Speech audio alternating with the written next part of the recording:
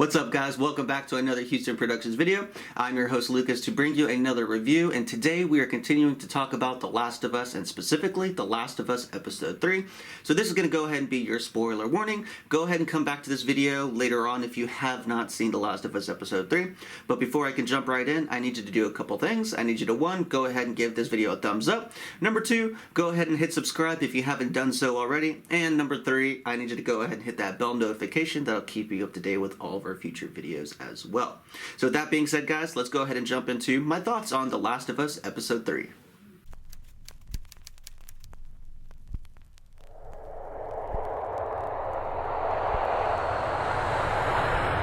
So, jumping right in, The Last of Us Episode 3 has just continued what the first 2 episodes did, and that is just expand on the world, be amazing, it's well-paced, but it does deviate from the game, which obviously there have been a lot of deviations so far, but this is probably the biggest deviation we've had. More specifically, we really get into a love story. We get to understand what everybody is truly fighting for in different perspectives during the outbreak, and then through different time periods of the outbreak. So this episode does not start with its typical flashback like we've seen in the first 2 episodes, but more or less it starts right where the second episode kind of finished off. Obviously, Joel and Ellie have been walking for a little while longer. Joel is cleaning his hands on the river, and he begins to stack stones, basically in a short little monument for Tess.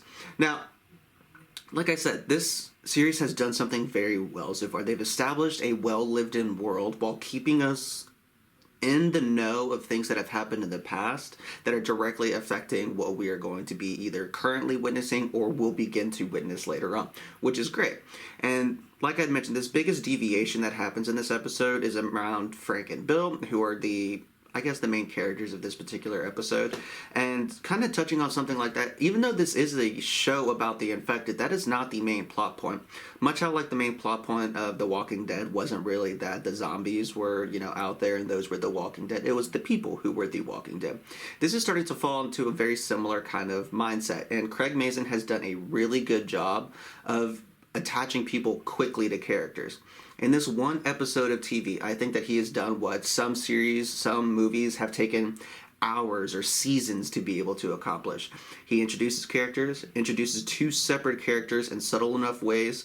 Well, one a little bit more obvious, and then the other in a subtle enough way that shows how they're going to basically grow through this experience and then learn to adapt and love. I'm going to go ahead and say that this might be one of the best love stories that you've seen on TV. I'm including that in, Amy and Rory, Doctor Who. I'm talking about, Ian and Mickey from Shameless. I think that this is going to be up there. And it's also going to be a chart topper song, kind of how Stranger Things made a song become a chart topper last year. This is going to end up doing the same. And I think that where this is going to really top Stranger Things and debuting that particular song and kind of making it a mantra is there was a lot more of an emotional impact in this episode around that song. This episode did a fantastic job of introducing people, building upon them, showing flaws, showing growth, adaptation, and then being able to, after all of that, within an hour time frame of a single episode, rip the rug out from underneath you and really show you what this world is. Overall, Craig Mazin has done an incredible job writing, which is obviously not something that's surprising because if you watch Chernobyl, then you knew what we were to be getting here, and he has not let us down. I think that he has really adapted something from a video game into a medium that is quite failed at a lot, but he's done something unique because he is a fan, and he's not trying to do too much. He's not trying to be too artsy. He's trying to be very realistic and grounded. This is a show about love, and this is the first real big episode where that's really sinking in, and it's kind of sweeping over the entire premise of the show now. And I think there's a great, comparisons to be made between Bill and Frank and Joel and Ellie and just how their relationship is going to build.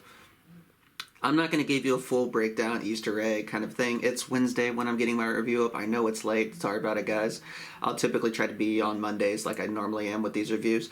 But I must say, if you are not watching The Last of Us yet, you need to be. This show is going to take you for a roller coaster ride, and it is still just getting started. But 3 episodes in, I will say that this is probably one of the best series that we've had in a long time. And that's coming from somebody who, yes, is a fan of the game, but also somebody who works within the industry, understands story, has understood plot structure, works with actors, I have to say that this is good TV. This is something that a lot of people are going to be comparing to from here on out. It's going to, I think this is going to be a big award winner. And I like that it's really taking its time. It's not trying to shove a lot of stuff at you immediately and expect you to just hold on for the ride and just, you miss things. It shows a lot of attention to detail. You can tell that the people who have put this on the screen are true fans of the original material and have taken their time and really thought, planned, and then executed very well their vision. So there we have it, guys. I think The Last of Us has been absolutely incredible so far. Like I've said in my other reviews, the only disappointing thing about this show to me so far is some of the dialogue can be kind of corny, and the fact that it only is coming out one episode at a time, which means you gotta wait till every Sunday. And to me, that's probably the most disappointing thing. But if you can live through a couple of those things, I think that you're in for a great time, a great show, a great story, and a great viewing experience. And with that being said, guys, I'm your host, Lucas, here at Houston Productions. I will catch you in the next one.